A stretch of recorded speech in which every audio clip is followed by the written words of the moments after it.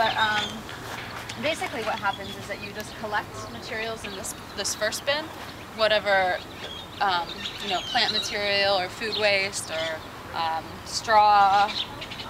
But you really, there are 5 things that compost needs. I'm just gonna do this really quickly.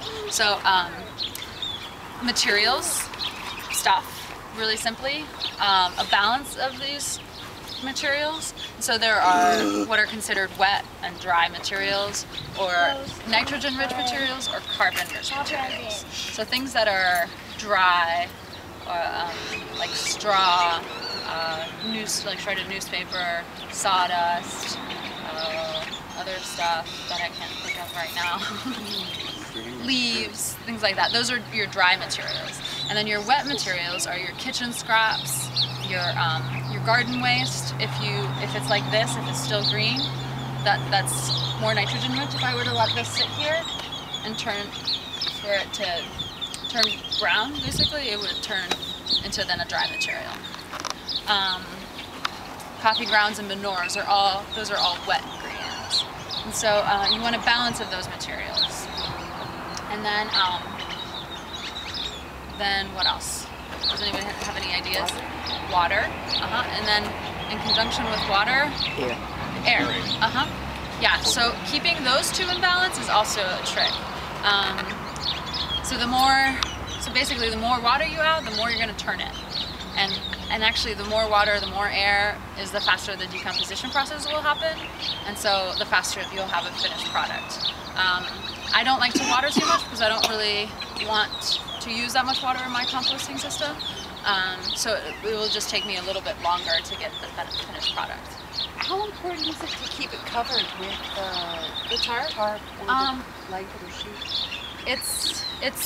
It works really well for these piles to reduce loss of water from evaporation. Yeah. Like if it rains or it can't get too saturated? That's not going to be an issue here at all. I mean, even in the summertime, it gets hot enough for it to dry. But yeah. So basically, we collect materials in the first bin and then turn them into this. Like once I have enough, we turn them into the second bin here. Okay. And then there happens is like a more.